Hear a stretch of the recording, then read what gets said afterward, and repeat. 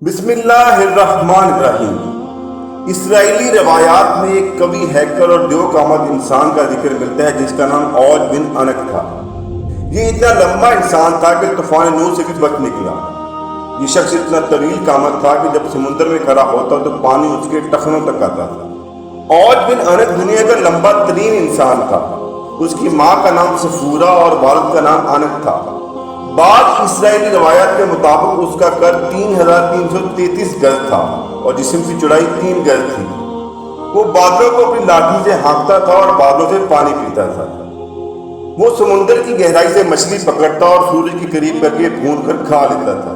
اس کی عمر 3600 سال تھی۔ اوج بن انک حضرت آدم علیہ السلام کے زمانے سے لے کر حضرت موسیٰ علیہ السلام کے زمانے تک زندہ رہا۔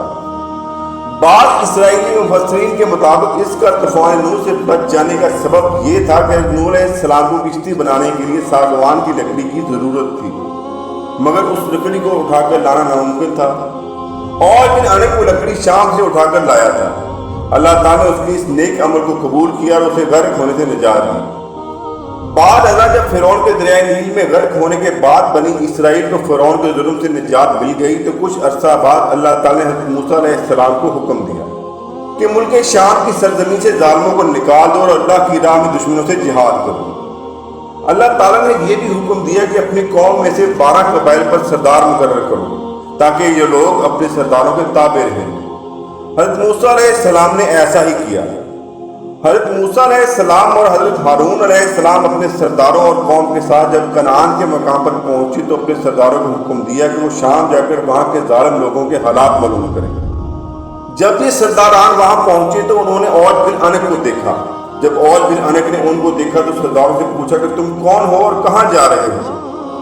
سرداران نے انہیں بتایا کہ وہ جہاد کے لیے آئے ہیں، اور تو اوج بن انک نے انہیں پکڑ لیا اور اپنی بیوی کو دکھانے کے لیے لے گیا اور اپنی بیوی سے کہنے لگا کہ دیکھو یہ حقیر لوگ مجھ سے لڑنے آئے ہیں۔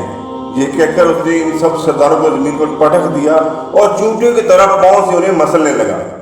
تو اس کی بیوی نے کہا کہ انہیں چھوڑ دو، یہ کمزور اور ناتواں ہیں، تمہیں ان کو مار کر کیا ملے گا؟ تو اوج بن انک نے انہیں چھوڑ دیا۔ ناظرین کرام، بعض مفسرین کی رائے یہ بھی ہے کہ اوج بن انک اور اس کی قوم کے لوگ قوم عاد کے بچے ہوئے لوگ تھے جو بہت قدآور اور طاقت رکھتے تھے۔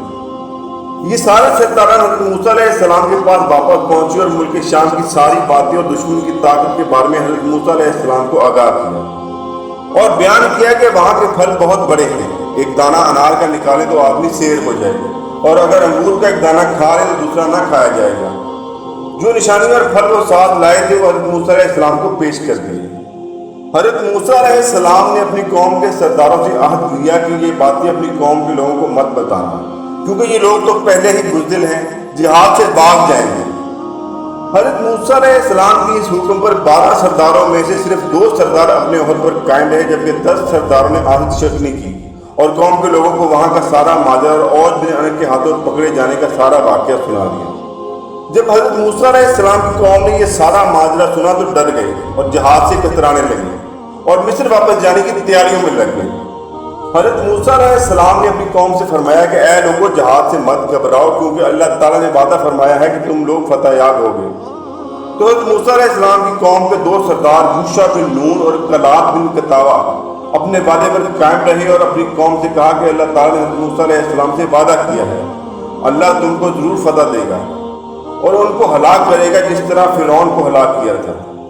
جب تم لوگ اللہ پر یقین رکھتے ہو تو پھر اللہ پر بھروسہ کیوں نہیں کرتے؟ اس پر قوم نے کہا کہ ہم ساری عمر وہاں نہیں جائیں گے، اے موسیٰ تو جان اور تیرا رب جانے، ہم نہیں لڑیں گے اور یہیں بیٹھے رہیں گے۔ ناظرین اکرام، حضرت موسیٰ علیہ السلام نے غصہ ہو کر ان کے لیے بد دعا کی، جس کی وجہ سے شام کی فتح میں 40 سال کی تاخیر ہوئی اور بنی اسرائیل کے یہ نافرمان لوگ جنگلوں میں بھٹکنے لگے، جبکہ حضرت موسیٰ علیہ السلام حضرت ہارون علیہ السلام کے ہمراہ اپنے ہاتھ میں عصا لیے ملک شام کی طرف روانہ ہو گئے۔ حضرت موسیٰ علیہ السلام کی یہ باغی قوم جب مصر جانے کے لیے روانہ ہوئی تو ساری رات چلتی رہی۔ جب صبح ہوئی تو دیکھی کہ جہاں سے روانہ ہوئے تھے وہیں پر موجود ہیں۔ وہ سمجھ گئی کہ حضرت موسیٰ علیہ السلام کی بد دعا کی وجہ سے ہے۔ تب یوشع بن نون نے انہیں کہا کہ اس میدان میں ٹھہر جاؤ اور استغفار کرو جب تک کہ حضرت موسیٰ علیہ السلام شام کو فتح کر کے واپس نہ آ جائیں۔ بنی اسرائیل کی قوم کے یہ 6 لاکھ افراد جو 40 سال تک اس جگہ سے نہ نکل سکے۔ اس جگہ کا نام تیا ہے جو فلسطین، اردن اور مصر کے درمیان ایک میدانی علاقہ ہے۔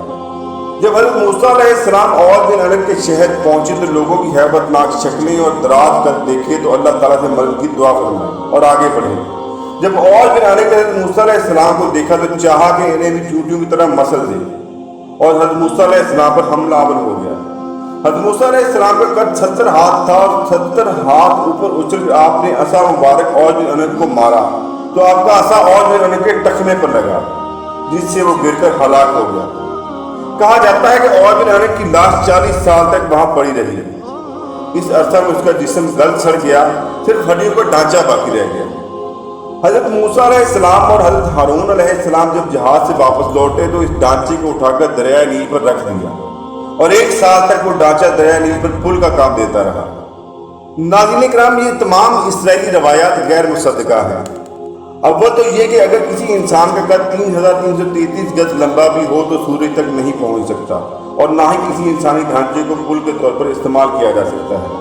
پھر مفسرین نے یہ بھی بتایا کہ عوض بن عنق نے حضرت موسیٰ علیہ السلام سے جنگ کی اور مارا گیا، جبکہ قرآن مجید سے ہمیں معلوم ہوتا ہے کہ نوح علیہ السلام کی قوم میں سے صرف ایمان والے ہی محفوظ رہے تھے جو ان کے ساتھ کشتی میں سوار تھے۔